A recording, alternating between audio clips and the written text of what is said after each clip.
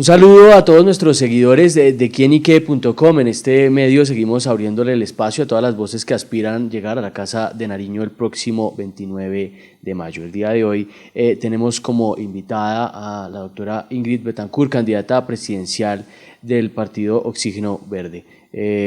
Candidata, buen día. Pues feliz de estar con ustedes, con Quienique. Mil gracias por esta oportunidad, por este espacio. Una mujer con gran trayectoria política, además que el Partido Verde Oxígeno casi que recién acaba de recuperar su personería jurídica en diciembre del año pasado.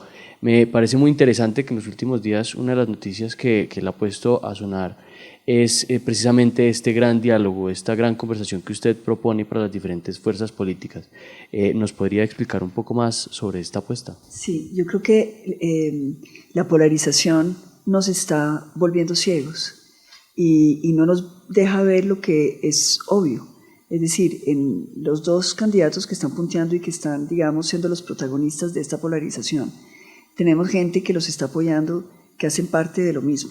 Es decir, son eso que queremos derrotar. Gente corrupta, gente que ha venido robando desde el Estado, personas que están con problemas en las cortes, sindicados o con procesos abiertos por desfalcos, por lavado de activos, es decir, por también crímenes de guerra, en fin, hay una serie de cosas y estamos como tan obsesionados con el odio que crea la polarización. Los que odian a Petro entonces se aglutinan alrededor de Fico y no quieren ni siquiera ver todo lo que lleva a Fico, es decir, las maquinarias de Char, las maquinarias de Dilian Francisca Toro, toda esta componenda de cosas que es lo que ha deteriorado el país. Y por el lado de los que están con Fico, pues están en el odio de Petro, y los que están con Petro no ven en Petro lo que está llegando allá, que también es lo mismo, es gente muy complicada, los Roy Barreras, los Armando Benedetti, personas que están muy sindicadas, Piedad Córdoba, y queremos como que pensar que solamente porque hay la cabeza de un caudillo, eso va a solucionar todo. Y en realidad, esas cabezas de caudillos, de esas opciones, pues sabemos que llegan con todos estos amarres a hacer lo mismo. Es decir, a desbaratarnos el país, a feriarlo, es la robatina, son las mermeladas. Y ante esto tenemos que unirnos. Y unirnos obviamente de una manera diferente. Y la manera diferente de actuar es decirnos, no nos dejamos polarizar. Aquí no podemos estar mirando, no, yo no me hablo sino con los de izquierda o no me hablo sino con los de derecha. Al contrario, hablarnos con todos los que quieran, unirse en contra del sistema de corrupción que nos tiene secuestrados. Un sistema de corrupción que es la base es decir, los problemas que tiene Colombia de desempleo, de pobreza, de falta de educación, de que los niños no tengan comida porque se roban todo lo de la comida de los niños a través de los PAE. Estas estructuras que tenemos que enfrentar solo lo podemos hacer dentro de un gran pacto nacional, todos unidos. Candidata, y me gustaría saber, digamos, cuáles serían esas condiciones para entrar en ese diálogo con usted, digamos, ese diálogo de fuerzas políticas. ¿Cuáles serían esas condiciones para que se les tengan abiertas las puertas a los diferentes partidos? Pues aquí no entrarían maquinarias, sería la única frontera, la línea roja. Pensamos que las maquinarias, que son esas organizaciones delictivas en lo electoral, que llevan con compra de votos, con fraude, a unos personajes muy oscuros de la política a llegar al Congreso y después a chantajear al gobierno pidiendo la famosa mermelada, lo que antes llamábamos hace muchos años el serrucho, es decir, cómo se roban parte de los contratos, cómo desvían los recursos. La única condición para entrar al Pacto Nacional es no estar ahí, no estar metidos en esas conductas, no tener investigaciones, no estar en la corrupción. Gente que realmente, independientemente de su ideología, esté dispuesta a acabar con la corrupción. Una pregunta que a lo mejor le han hecho en estos días desde que anunció esta conversación tiene que ver precisamente con la apertura a diálogos con Álvaro Uribe Vélez y con el Centro Democrático en general. La escuchamos hablar hace poco, digamos, de un cambio, de un diálogo que represente ese cambio y que no represente seguir con lo mismo en Colombia, sino me gustaría preguntarle por esto, precisamente porque no hay que olvidar tampoco que el Centro Democrático pues al final es el partido de gobierno. ¿Cómo funcionaría este tema precisamente? Bueno, hay que desligar los dos momentos. La idea de conversar con Álvaro Uribe sale de un comentario de un periodista, no fue una, digamos, idea que salió del Partido Verde Oxígeno, ni tampoco del Partido de Centro Democrático. Simplemente un periodista preguntó si yo estaría dispuesta a almorzar con Álvaro Uribe, y pues que no tenía ningún problema. Sí tengo mucha gratitud con el expresidente por la operación Jaque, que nos devolvió la libertad y la vida a 15 secuestrados, incluyéndome a mí. Por otro lado, nosotros sí pensamos que independientemente de las opciones políticas, hay gente dentro de los partidos que no quieren seguir en ese sistema de corrupción. En el Centro Democrático hay gente de opinión, gente limpia, gente que no está de acuerdo con las maquinarias, con este sistema.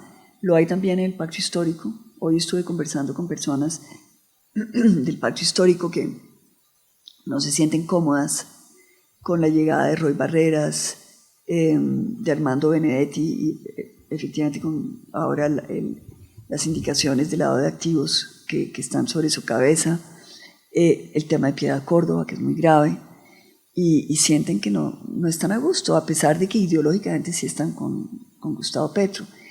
En el centro también nos ha llegado gente que sienten que el centro se está desdibujando, que quisieran ver más fuerza, más convocatoria, más liderazgo, y yo pienso que esto es algo que se tiene que construir entre muchas personas que quieren salirse de los amarres y de las camisas de fuerza de la polarización.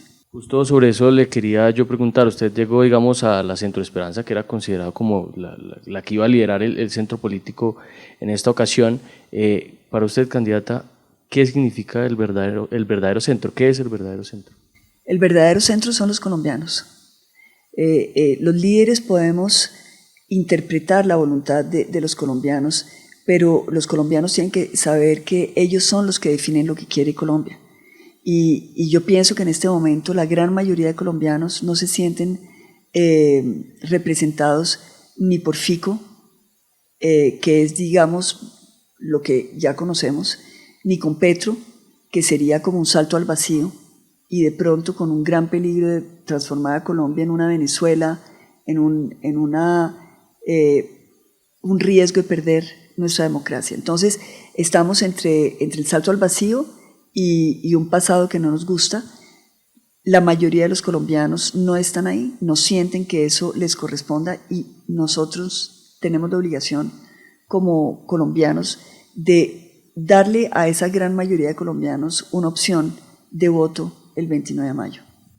Podríamos afirmar aquí que Ingrid Betancourt casi que seguro va a llegar a primera vuelta pues, en solitario con su partido, ¿o podría haber alianza? Creemos que son necesarias las alianzas, alianzas que tengan sentido, alianzas que nos permitan unir al centro, pero también depende de muchos factores. Yo creo que, y aquí hago un llamado muy fuerte a que no hayan personalismos, que no haya egos involucrados. Yo veo que muchas veces en el centro hay una dificultad de medir el momento, el kairos, si se quiere, de entender lo que viene por parte de la ciudadanía.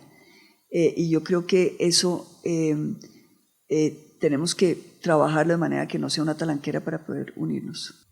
Para los colombianos, para nuestros seguidores que la están escuchando, ¿cómo definiría los 3 ejes principales de su campaña, candidata? Bueno, obviamente el marco es el de luchar contra la corrupción. Sin eso es muy difícil que podamos devolverle a Colombia un Estado que sirva, y un Estado una vez limpiado de la corrupción, que eso lo podemos hacer rápidamente, es decir, haciendo unos, digamos, ajustes tanto legales como a nivel de la administración que nos permitan actuar contra los recursos que se roban. A partir de ahí podemos priorizar, y nuestras prioridades son: 1, devolverle a Colombia un espacio social donde quepamos todos. Esto quiere decir trabajar con las madres cabeza de familia, darles oportunidades económicas, apoyo legal, apoyo psicológico. Las madres en Colombia, las madres solteras, las madres jefe de familia, son el 40% de los hogares en Colombia, son las más desprotegidas. A través de ellas podemos también tener acceso a darle a nuestros niños entre 0 y 5 años la mejor educación, de manera que tengamos alimentos para ellos que se los roban en este momento, pero también que tengamos alimento del alma, buenos libros, buenos profesores, permitirles tener todas las oportunidades que tienen los niños del primer mundo, de los países desarrollados, para poder desarrollar su inteligencia y enfrentar los retos que vienen de este tercer milenio. Entonces, eso para nosotros es fundamental. Está también el tema del trabajo para los jóvenes, darles emprendimiento con créditos blandos que les permitan, dentro de un contexto de seguridad, ser exitosos en sus empresas. Tenemos también el tema de las pensiones. Es muy importante que nuestros adultos mayores tengan la seguridad de que por más de que no hayan cotizado, porque no hayan podido, van a tener un seguro de vejez, y que todos los que estamos cotizando tengamos la seguridad de que esa cotización sí va a terminar en una mesada pensional que sea acorde y respetuosa con nuestro esfuerzo. Esa es la primera parte, lo social. Lo segundo es la seguridad. Colombia no puede seguir viviendo en esta inseguridad, y para eso necesitamos hacer una reingeniería para devolverle la autoridad moral y el ejemplo desde arriba a nuestras fuerzas militares y a nuestra policía, para que volvamos a confiar en quienes tienen el monopolio de las armas y quienes están ahí para defendernos. Tenemos que acabar con el narcotráfico, eso no lo podemos hacer solo, por lo tanto sí necesitamos un acuerdo regional con los Estados Unidos, con toda la región, para por lo menos comenzar con la despenalización del consumo de la droga, de manera que podamos quebrar las rentas delictivas del narcotráfico y comenzar a operar para debilitar estas organizaciones. Y por último, para nosotros muy, muy importante el tema del cambio climático, es decir, nuestro compromiso con el medio ambiente, tener la posibilidad de hacer la transición energética, de lograr que en las ciudades de Colombia muy rápidamente en 4 años pasemos de vehículos de hidrocarburo a vehículos eléctricos que nos den seguridad de que no vamos a tener el aire contaminado. En este momento nos estamos gastando 15 billones de pesos anuales en enfrentar todas las enfermedades relacionadas con el aire contaminado. Entonces, estos son programas muy de choque. Queremos adicionalmente que a través de todos los pisos térmicos que tenemos podamos ofrecerle al mundo créditos de carbono para poder rebajar el impacto de la huella de dióxido de carbono en el mundo. Entonces queremos ser grandes exportadores de créditos de carbono. Y para esto significa que todos vamos a tener que cambiar nuestra manera de consumir, vamos a hacer grandes gestas pedagógicas de realmente que los colombianos aprendamos a reciclar, aprendamos a consumir, aprendamos a ser más respetuosos del medio ambiente. Tenemos programas, por ejemplo, de servicio militar ecológico, donde los jóvenes puedan ir a recuperar nuestras cuencas, a hacer trabajos en las playas de limpieza, a recuperar nuestros bosques, logrando que podamos volver a recuperar la Amazonía y los bosques nativos. En fin, aquí hay muchos programas sobre los cuales vamos a invertir. Esas son nuestras 3 prioridades: social, seguridad, ambiente. Candidata, el acuerdo de paz, ¿vamos a seguir con él sin condiciones, que vemos que ha enfrentado, digamos, ciertas dificultades en los últimos años? Sí, vamos a acelerar el cumplimiento del acuerdo de paz en varios puntos. Primero, protección de líderes y lideresas. Segundo, fortalecimiento de la JEP para que pueda cumplir con su misión antes del 2028. Y tercero, que la Comisión de la Verdad le dé resultados a Colombia que sean pedagógicos y que los colombianos y sobre todo las víctimas del conflicto tengan la certificación de que la verdad es una verdad real y no es una verdad solamente jurídica, que muchas veces deja mucho que desear. ¿Y diálogos con el ELN o con las disidencias? ¿Con quién sí y con quién no? Con el ELN, con una fecha de vencimiento y sin ampliar las condiciones. La paz no puede ser una piñata, no podemos estar feriando la paz. Ya se les dio mucho a las FARC, eso sería el máximo de negociación con el ELN. Y con las disidencias de las FARC y tras ellas, ellos tuvieron la oportunidad de cumplir con la paz, se salieron, tienen que pagar las consecuencias. Y también una acción muy fuerte en contra de las organizaciones delictivas, que son todo esto que es narcotráfico y todos los tráficos que se mezclan en Colombia y que en este momento, desgraciadamente, nos están perturbando el orden público, y ante eso también tenemos que tener una estrategia integral. Se ha hablado mucho, candidata, de una reforma a la justicia, incluso hay algunos candidatos que proponen una supercorte, ¿no? Esto entre las diferentes propuestas que hay sobre la mesa. En su caso específico, ¿cómo ve este tipo de propuestas y cuál es, si es que la tiene, digamos, una idea de reforma a la justicia en Colombia? Sí, la reforma a la justicia es el gran paquete de reforma constitucional que tenemos que enfrentar. Nosotros vamos a comenzar con la reforma a los entes de control, porque tenemos que ser operativos rápidamente, ahí devolverles su independencia, proponiendo unas juntas directivas en estos entes de control que son Contraloría, Fiscalía, Procuraduría, Veeduría, y de manera a que estos entes de control tengan a través de esas juntas directivas autonomía y sean ellas las que elijan los directores de los entes de control, totalmente desligados de la politiquería, de las lógicas, digamos, de los intereses que llegan cada 4 años con las elecciones, de manera que puedan hacer su trabajo. Y de resto sí tenemos que ir pensando cómo vamos poco a poco a devolverle a cada una de las cortes su función, desligándola de los intereses que en este momento, en muchos momentos, digamos, de su funcionamiento, están cautivas por intereses, por presiones, y ahí estamos trabajando en un andamiaje de reformas muy puntuales para lograr, como con rayo láser, hacer las reformas que se necesitan para devolverle a las Cortes su dinamismo. Otra reforma de la que se ha hablado mucho y que, por cierto, digamos, fue un detonante de lo que llamamos el estallido social del paro nacional, pues fue la reforma tributaria. Hay varias versiones de lo que debería ser una futura reforma tributaria en un gobierno entrante. En este caso, ¿cómo sería la de su gobierno, si es que planea hacerla? Nosotros no vamos a hacer reforma tributaria. Pensamos que Colombia no aguanta, con la crisis social que tenemos, una reforma tributaria adicional.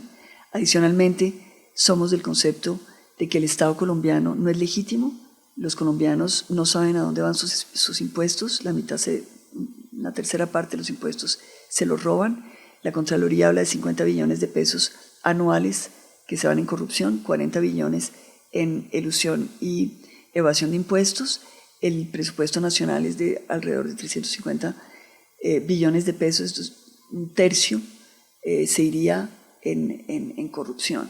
Entonces, hasta que esto no lo logremos limpiar, no le vamos a decir a los colombianos que aumenten o que bajen o que haya una reforma constitucional o una reforma tributaria. ¿Cómo vamos a pagar el déficit fiscal estructural que tenemos? Lo vamos a hacer de varias maneras. Uno, vamos a ir a recoger los recursos que no se han causado en el sistema general de regalías.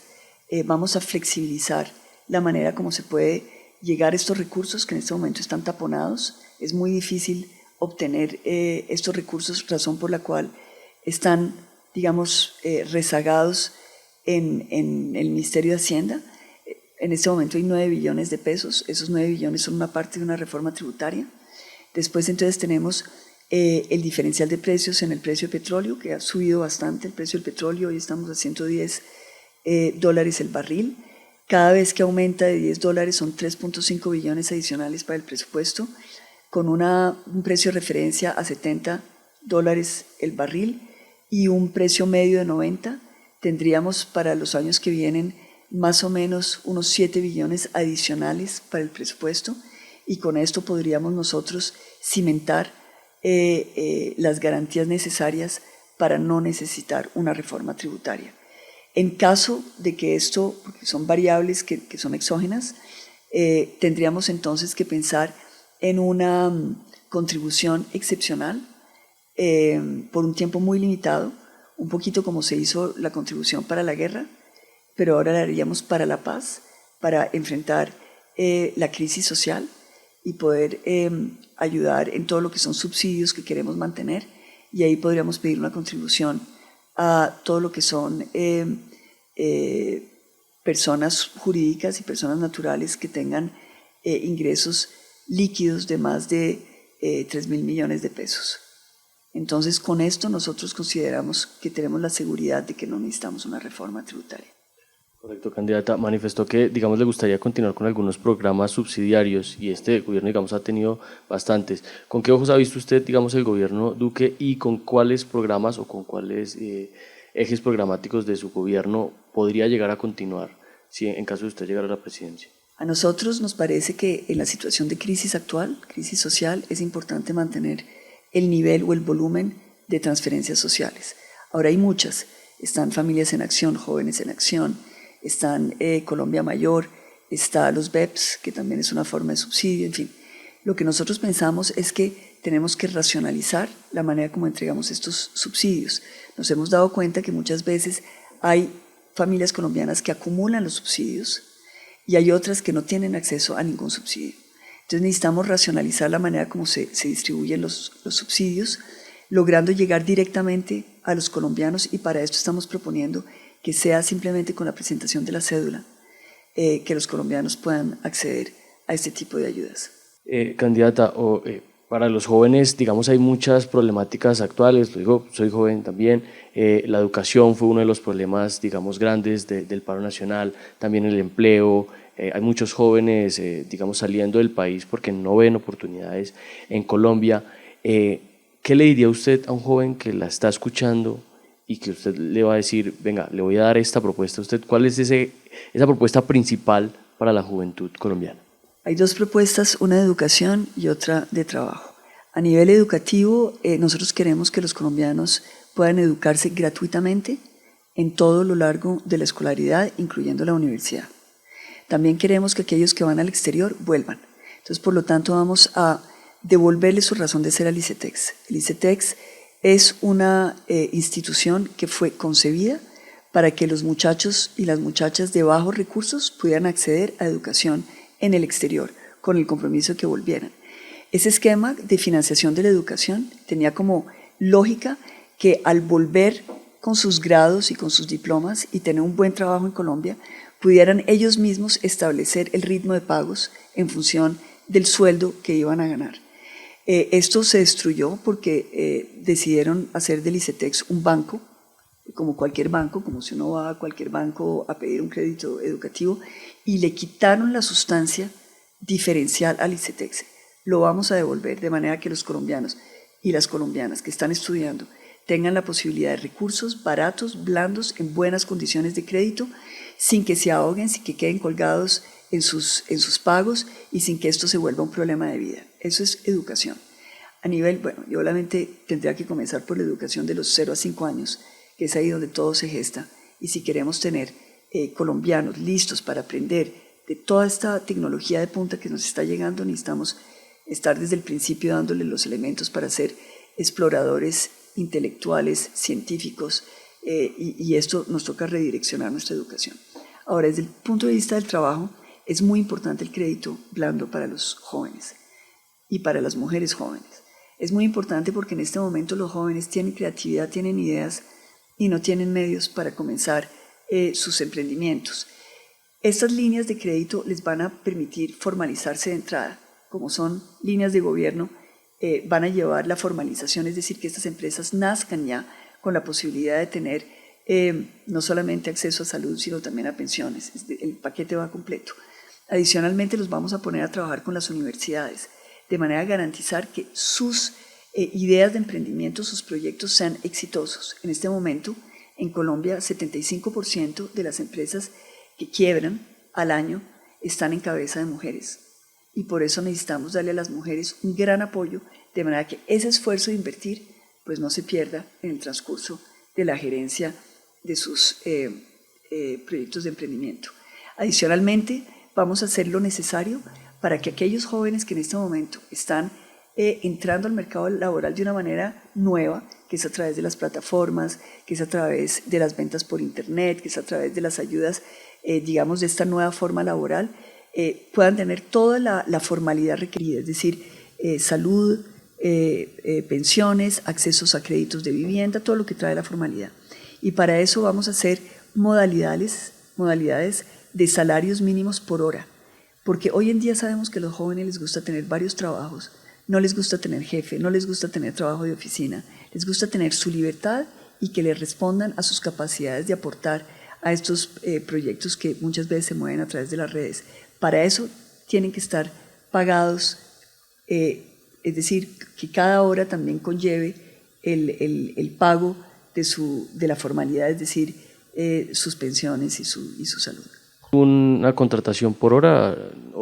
No, son salarios que se miden cuando tú llegas a una empresa y te dicen, hazme este trabajo y cuéntame las horas. Tú tienes que tener la posibilidad de que esto no sean simplemente horas de trabajo, sino que también sean horas salario mínimo. Es decir, que al final de tu jornada, con los diferentes trabajos que tú has acumulado con diferentes empresas, tú puedas tener un salario mínimo real con todas las prestaciones. Correcto. Candidata, ¿qué pasaría en un eventual gobierno suyo con la protesta social que ha sido, digamos, constante, yo creo que a lo largo de estos últimos, no solo estos 4 años, sino muchísimos más, e incluso anteriores gobiernos? Vamos a estar primero en una actitud de diálogo. Yo creo que el diálogo es muy, muy importante. Las personas salen a protestar porque se sienten ignoradas, porque no hay quien las escuche, porque cuando tienen problemas les ponen más impuestos. Entonces lo primero es escuchar, tener foros en los cuales podemos oír a las personas, no cuando el problema se genera, sino como métodos de prevención. La protesta social no la vamos a criminalizar, pero sí vamos a tener mucho cuidado de que no hayan infiltraciones y de que cuando los colombianos se quieran pronunciar y quieran protestar, porque tenemos que protestar y aprender a protestar organizadamente dentro de nuestros derechos, con seguridad y en paz. Cuando así lo hagamos, tienen que estar protegidos, que nada les va a pasar durante las protestas y adicionalmente tenemos que protegerlos de que no infiltren grupos delincuentes, grupos subversivos que quieren obviamente capitalizar de manera oportunista estas protestas. Ya hablamos de los líderes sociales, específicamente de los ambientales, ¿no? Que tenemos varios proyectos como el Acuerdo de Escazú también ahí en la lista. No solamente ellos han estado en peligro, también líderes sociales, líderes comunitarios de todos los ámbitos, también firmantes de la paz. ¿Cómo proteger, cómo garantizar la seguridad de todas estas personas que están en los territorios y donde a veces parece que no hubiera presencia de Estado? Sí, porque no hay voluntad política. En realidad muchas veces se dan una confluencia de intereses que neutralizan el actuar de la fuerza pública. También se han dado situaciones en las cuales los grupos delictivos logran manipular asentamientos de poblaciones para poder tener el control sobre los corredores por los cuales ellos ponen a transitar su droga y su tráfico de armas, etc. Entonces, estas son situaciones muy, muy complejas.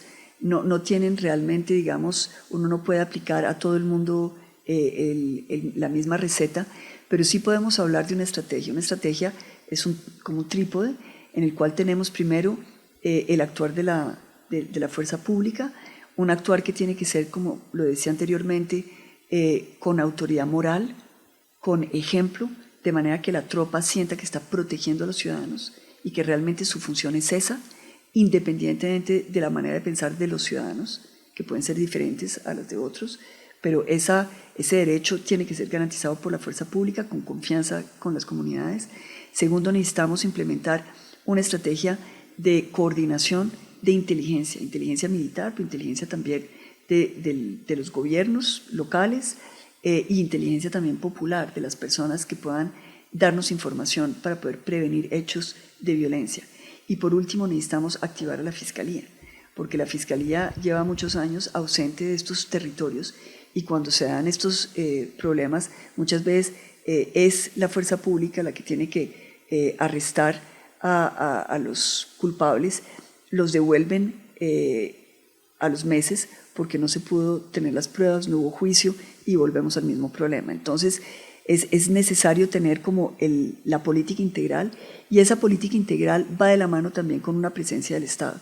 Cuando hay corrupción, cuando el Estado está ausente, cuando las comunidades no tienen a quién recurrir, cuando no hay conectividad, cuando no hay vías de acceso, cuando no hay salud y educación, muchas veces estamos dando el caldo de cultivo para que entren actores violentos a tratar de copar ese vacío, chantajeando a las poblaciones, sometiéndolas, matando a sus líderes y a sus lideresas. Por eso es una política integral lo que tenemos que poner en marcha.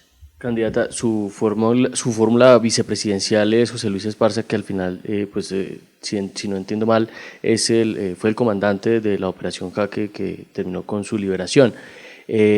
Esta alianza puede llegar a ser importante en el sentido de que puede ayudarle a entender de pronto las problemáticas de la fuerza pública actual, sus necesidades, etcétera. ¿Cuáles son sus propuestas para ellos, para la fuerza pública, para la policía, para el ejército, etcétera?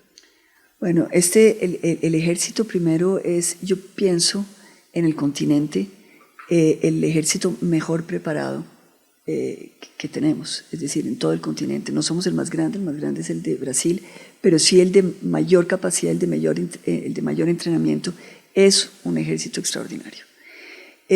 A ese ejército le tenemos que cumplir, y le tenemos que cumplir de la mejor manera. Es decir, primero, siempre hay un debate sobre las pensiones del ejército. Son pensiones costosas, obviamente, porque son personas que se retiran mucho antes que los demás colombianos, porque han puesto su vida en riesgo, y ahí les vamos a cumplir. Esto es algo que no queremos tocar. Nos parece que los colombianos que se juegan la vida por los demás colombianos tienen que tener esa protección.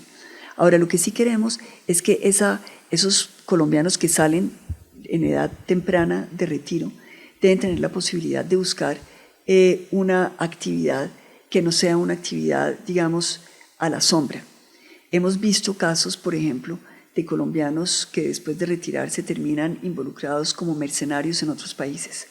Nosotros lo que queremos es tener aquí centros donde vamos a capacitar a nuestros exmilitares, por ejemplo, en ciberseguridad.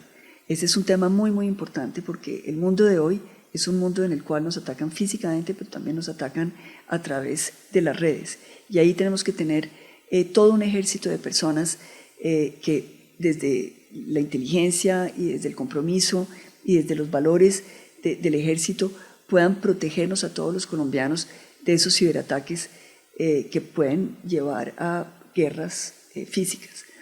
Entonces eso para nosotros es muy importante, hacer de Colombia una especie como de centro para toda América Latina, donde podamos confrontar esto que se está volviendo realmente un fenómeno mundial. Ahora, por otro lado, nos parece muy importante trabajar con la policía. Se han hecho evaluaciones de saber si la policía tiene que quedarse en el Ministerio del Interior o si tiene que seguir en el Ministerio de la Defensa, mientras que la situación de orden público sea la que nosotros vemos, es decir, con muchos problemas de orden público, pensamos que la policía se tiene que quedar en el Ministerio de Defensa, porque necesitamos esa, digamos, esa policía lista a prevenir acciones de la guerrilla dentro de las ciudades y en contacto con la ciudadanía. Pero sí pensamos que tenemos que desarrollar un cuerpo de policía que podemos llamar gendarmería, que esté en un ministerio civil, puede ser el del Interior, y que nos dé la posibilidad de trabajar ahí donde la policía la tenemos que liberar de acciones. Hoy la policía cumple una multiplicidad de funciones, desde ir a proteger y vigilar los conciertos, los parques, las ciclorrutas, y todo esto nos está quitando la posibilidad de tener a nuestra policía mirando lo que necesitamos que mire, que son hurtos y homicidios. Es decir, esa red de microtráfico que se da en los barrios y que está afectando la vida de nuestros jóvenes y de nuestras familias. Porque en esos sitios de microtráfico está toda la corrupción, toda la delincuencia, toda la criminalidad actuando ahí. Necesitamos que la policía esté lista ahí para actuar. Y mientras tanto, necesitamos esta gendarmería que pueda ocuparse de las relaciones de vecinos, que pueda ocuparse de los problemas, digamos, culturales, de darnos seguridad en esos espacios culturales, etc. Entonces sí me parece que en algún momento vamos a tener que, digamos, separar esas dos actividades. Candidata, ¿qué le diría a las personas que opinan que le juega en contra de pronto no haber vivido durante algunos años en Colombia, ¿no? Que es un comentario de pronto frecuente en las últimas semanas? Sí, yo creo que para mí yo lo veo como una ventaja. Yo creo que yo adquirí durante todos los años en que estuve lejos, obviamente fue un ejercicio necesario para mí. Yo pasé por unos años de secuestro muy duros, muy violentos, y sí necesité estar alejada durante un tiempo de todo, y en particular de mi país, para poder recuperar a mi familia, recuperarme a mí misma. Pero esto me dio una perspectiva, me permitió ver a Colombia desde afuera, entender los problemas de una manera, digamos, más global. Tuve la oportunidad también de representar a Colombia en muchos escenarios internacionales, ser la voz de Colombia reconocida en muchos escenarios internacionales, y eso yo pienso es un aporte para Colombia. Creo que hoy en día el hecho de no haber participado en ninguno de los gobiernos anteriores me da mucha libertad para poder enfrentar lo que yo creo que tenemos que enfrentar, y es estas mafias que se han ido enquistando en el poder. Y yo creo que si yo hubiera estado acá, hubiera estado enfrentada con personalidades puntuales y no tendría la libertad de hablar y de querer reconciliar a Colombia y de unir a los colombianos de una manera diferente. Candidata, para nuestros seguidores, ¿en qué país cree Ingrid Betancourt? Mira, yo creo en una Colombia yo creo que Colombia es un país de luz, es un país donde los colombianos sabemos amar, sabemos ser solidarios, sabemos acoger a los demás, y nos tienen amarrados y nos tienen secuestrados por unas mafias que nos quieren convencer de que todo el mundo es corrupto, de que todo el mundo es malo, de que no podemos confiar los unos en los otros. Yo creo que por eso nos tenemos que unir, para lograr volver a ser lo que somos en el fondo, gente de bien, tranquila, que quiere tener la oportunidad de trabajar y de vivir en paz. Y ese derecho lo tenemos que ganar con reconciliación, con paz. Yo creo que si nosotros estamos buscando ser felices en Colombia a través de la guerra, estamos equivocados. Si queremos recomponer el país a través de la polarización, estamos equivocados. Genéticamente lo bueno que hay en nosotros es ese amor que sentimos en nuestras familias, en nuestra comunidad. Cuando las familias se dividen por razones políticas, estamos mal. Muy bien, ahí la tienen, Ingrid Betancourt, candidata presidencial del Partido Verde Oxígeno. Doctora, muchísimas gracias por el tiempo para esta entrevista. Feliz de haber estado con ustedes. Mil gracias a quienique.com. Un saludo también a todos los que nos sintonizaron con esta entrevista, y recuerden que en este espacio vamos a seguir escuchando las diferentes voces que, como bien lo dijimos al principio, están aspirando al máximo cargo del Poder Ejecutivo en Colombia, que se disputará en las elecciones del próximo 29 de mayo en la primera vuelta presidencial. Recuerden también que Quién y Qué es el placer de saber, ver y oír más.